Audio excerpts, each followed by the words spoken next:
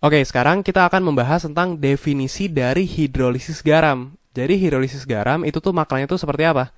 Oke, sebelum kita bahas tentang hidrolisis garam, kita kilas balik dulu secara cepat beberapa konsep penting yang sudah sempat kita pelajari di bab sebelumnya dan akan sangat terkait dengan bahasan yang akan kita bahas sekarang.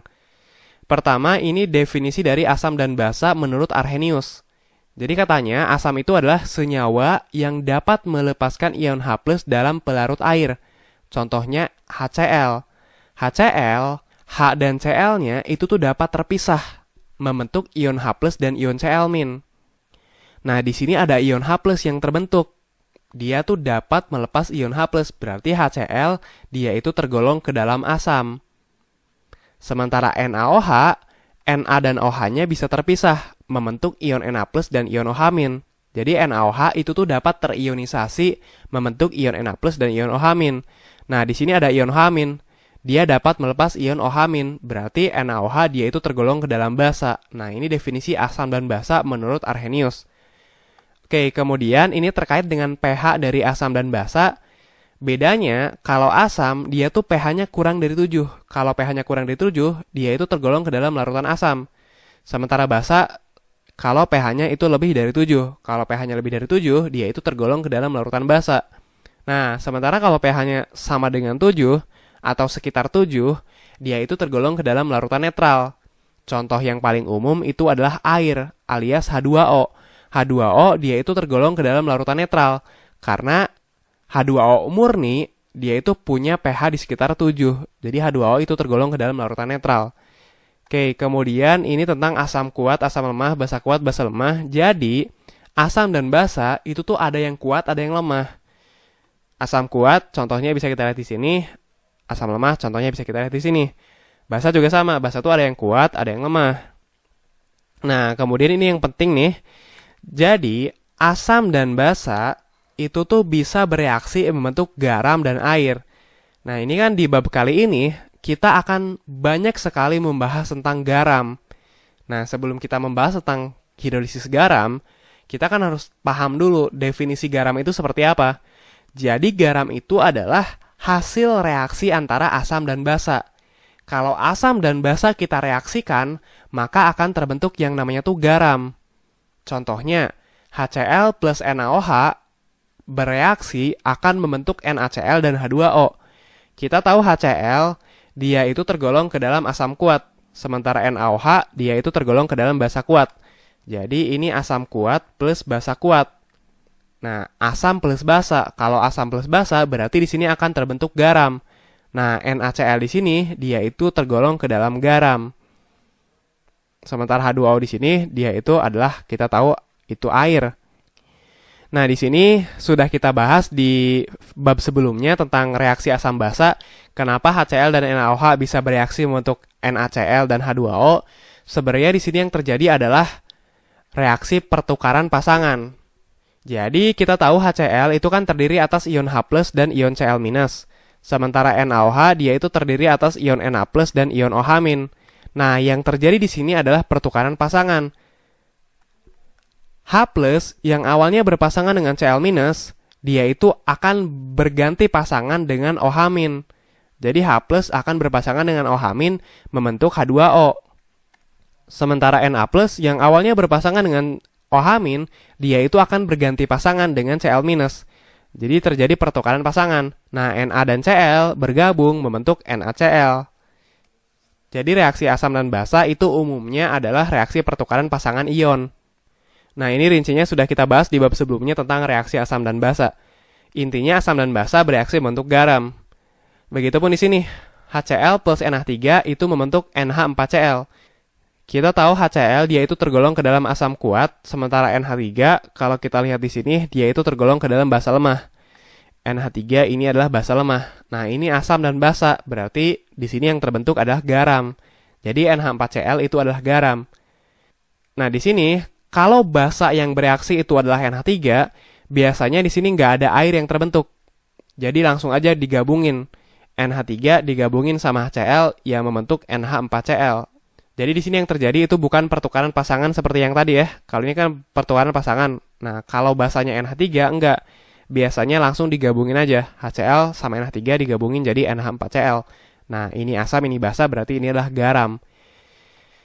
Kemudian di sini, nah ini juga mirip. CH3COOH kalau kita lihat di sini itu adalah asam lemah. CH3COOH asam lemah, sementara NaOH itu adalah basa kuat. Nah, asam plus basa berarti di sini adalah garam. Ini H2O itu adalah air. Nah, jadi CH3CONA itu tergolong ke dalam garam karena dia adalah produk dari hasil reaksi asam dan basa. Kemudian yang terakhir ini juga sama, HCN tambah NH3. HCN kalau kita lihat di sini dia itu tergolong ke dalam asam lemah. HCN itu tergolong ke dalam asam lemah, NH3 dia tergolong ke dalam basa lemah. NH4CN berarti di sini dia adalah garam karena dia adalah hasil reaksi dari asam dan basa. Oke, sekarang kalau kita amati, garam itu sebenarnya bisa kita golongkan ke dalam 4 jenis. Jadi terdapat 4 jenis garam. Yang pertama, garam yang merupakan hasil reaksi antara asam kuat dan basa kuat. Contohnya yang tadi, yang pertama, yaitu garam NaCl.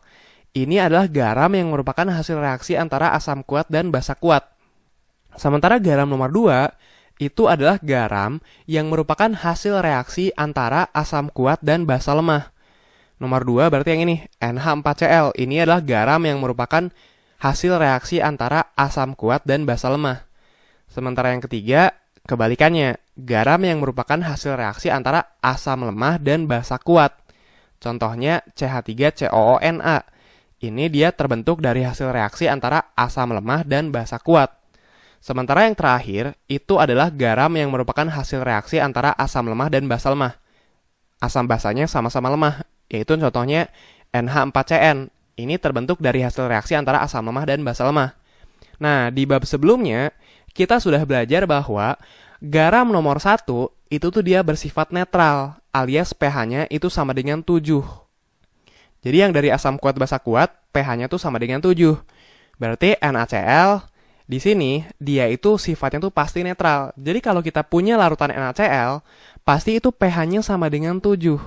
Karena dia merupakan garam yang terbentuk dari hasil reaksi antara asam kuat basa kuat. Sementara garam nomor 2 yang hasil reaksi antara asam kuat basa lemah, dia itu bersifat asam.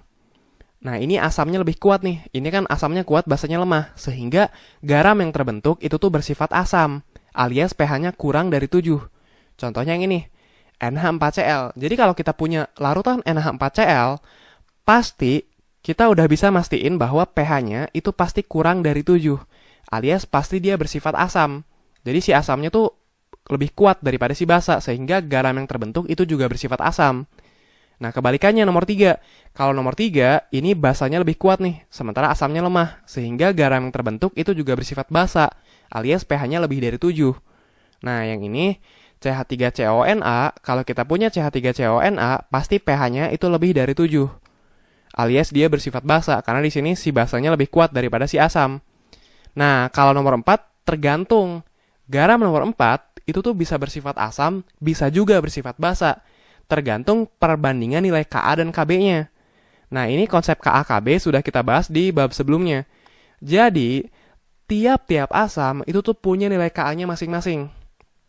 Tiap asam punya nilai Ka. Ka itu adalah tetapan ionisasi asam.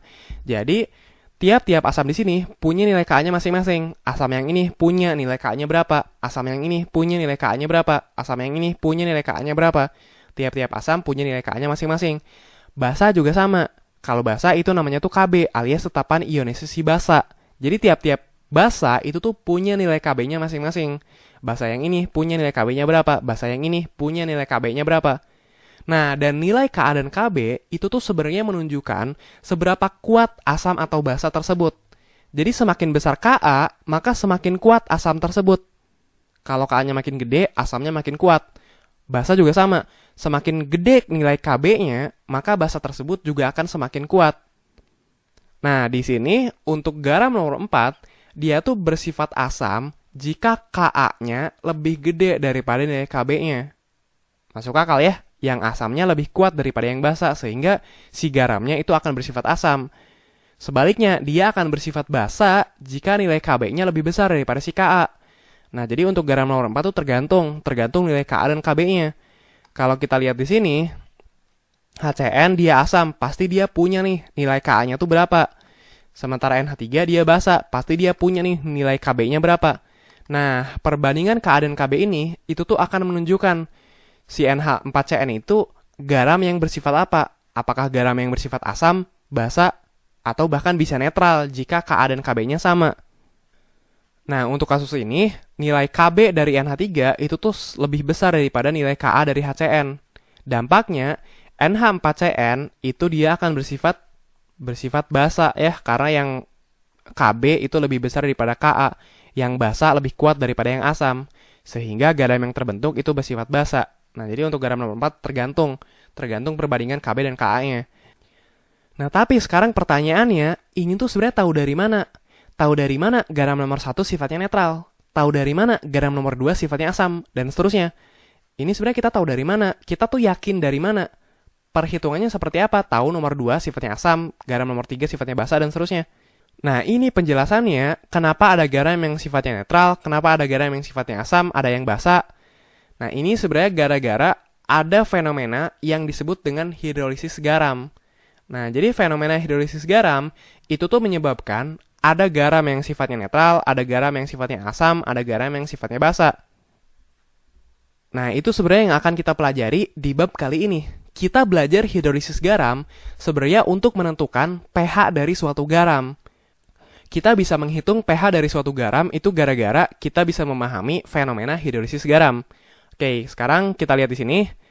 Jadi, satu konsep yang penting tentang garam itu bisa terionisasi membentuk ion positif alias kation dan ion negatif alias anion. Jadi kalau kita punya garam, contohnya garam NaCl, si garam ini tuh bisa terionisasi. Na dan Cl-nya tuh bisa terpisah, membentuk ion positif dan ion negatif. Untuk kasus ini, si NaCl, dia tuh bisa terionisasi, membentuk ion Na+, dan ion Cl-. Nah, ini kan ada Na, ada Cl. Dia itu bisa terpisah, bisa terionisasi, membentuk ion Na+, dan ion Cl-. Nah, ini namanya kation atau ion positif, yang ini namanya anion alias ion negatif. NH4CN juga sama. NH4 dan Cn di sini bisa terpisah, membentuk ion NH4+ dan ion Cn-. Nah, sebenarnya kalau bingung, kalau misalnya nggak tahu nih NH4 tuh sebenarnya ionnya tuh muatannya tuh berapa sih? Positifkah atau negatifkah? Kalau positif tuh positif berapa? Nah, ini sebenarnya bisa kita lihat di tabel yang sudah sempat kita bahas di kelas 10. Jadi, kalau kita lihat di sini, nah ini NH4 nih, NH4, nah ini salah nulis nih. Ini harusnya NH4+ ya. Jadi kalau NH4, dia tuh muatannya tuh pasti positif 1. Jadi ion NH4 muatannya pasti positif 1. Kemudian kalau Cn bisa kita lihat di sini. Nah, ini Cn muatannya tuh negatif 1. Nah, jadi NH4CN di sini dia terionisasi membentuk NH4+ dan Cn-. Yang NaCl juga sama, bisa kita lihat di tabel yang ini. Kalau natrium atau Na, dia muatannya tuh positif 1. Sementara Cl atau klorin, dia muatannya negatif 1. Nah, jadi NaCl dia tuh bisa terionisasi membentuk Na+ dan Cl-. Nah, jadi garam itu tuh bisa terionisasi membentuk ion positif dan ion negatif, atau kation dan anion. Nah, sekarang kalau kita amati di sini, kation garam itu sebenarnya berasal dari basa yang kehilangan OH-. Kation garam berarti yang ini ya, yang positif. Kation garam itu tuh berasal dari basa yang kehilangan ion OH-. Kenapa? Karena kalau kation garam kita reaksikan dengan OH-, pasti akan terbentuk basa. Contohnya Na+. Na+, kalau kita reaksikan dengan OH-, pasti kan terbentuk NaOH. Nah, ini kan NaOH itu adalah suatu basa. Jadi kation garam itu adalah basa yang kehilangan ion OH-. Atau bisa kita tuliskan juga seperti ini. Basa NaOH yang melepas ion OH-, sehingga tinggal tersisa si kationnya atau Na-nya, alias ion Na+. Yang bawah juga sama. NH4+, kalau kita reaksikan dengan OH-, pasti akan terbentuk basa. Di sini H-nya akan bergabung ke sini, sehingga tinggal NH3 plus H2O. Nah, di sini ada NH3 yang terbentuk sama. Ini adalah basa. NaOH basa, NH3 juga basa. Nah, jadi kation garam, kalau kita reaksikan dengan OH-, itu pasti akan membentuk basa. Sementara anion garam itu tuh berasal dari asam yang kehilangan ion H+. Nah, anion garam berarti yang ini. Anion garam, kalau kita reaksikan dengan H+, dia itu akan membentuk asam. Cl- kalau kita reaksikan dengan H+, itu kan akan membentuk HCl. Nah, HCl kan suatu asam. Cn- juga sama. Cn- kalau kita reaksikan dengan H+, dia itu akan membentuk HCN. Nah, HCN sama. HCN juga suatu asam. Jadi yang positif itu asalnya dari basa, yang negatif itu asalnya dari asam. Yang ini asalnya dari basa, yang ion negatif asalnya tuh dari asam. Oke, yang ini juga sama nih, contoh yang ini. NH4Cl sama, NH4 dan Cl-nya bisa terionisasi, bisa terpisah, membentuk ion NH4+ dan ion Cl-. Yang ini juga sama, CH3COO dan Na bisa terpisah, membentuk CH3COO- plus Na+. Atau ini bisa kita balik, Na+ dan CH3COO-. Dan sama, ion positif pasti asalnya tuh dari basa, ion negatif pasti asalnya tuh dari asam. Nah, dan kalau pengen tahu dari basa dan asam apa, si ion-ion ini berasal, tinggal kita reaksikan dengan OH- ataupun dengan H+. Kalau yang positif, kita reaksikan dengan OH-. NH4+ tambah OH- itu yang tadi ya, NH4+ tambah OH- itu adalah NH3. NH3 plus H2O. Berarti NH4+ itu berasal dari basa NH3. Dia berasal dari basa NH3. Yang bawah juga sama, Na+, kalau pengen tahu dia berasal dari basa apa, tinggal kita reaksikan dengan OH-. Ini menghasilkan NaOH. Berarti Na+ di sini itu tuh berasal dari basa NaOH. Yang ion negatif juga sama, kalau kita pengen tahu dia itu berasal dari asam apa, tinggal kita reaksikan dengan H+. Cl- plus H+ itu adalah HCl. Nah, berarti ion Cl- itu tuh berasal dari asam HCl. Yang ini juga sama, kalau kita pengen tahu dia itu berasal dari asam apa, tinggal kita reaksikan dengan H+. Tambah H+, ini menghasilkan CH3COOH. Jadi, ion negatif CH3COO- itu berasal dari asam CH3COOH. Jadi, ion positif pasti berasal dari basa, ion negatif pasti berasal dari asam. Dan kalau kita pengen tahu berasal dari basa apa dan asam apa, tinggal kita reaksikan dengan OH- untuk yang ion positif, atau kita reaksikan dengan H+ untuk ion yang negatif.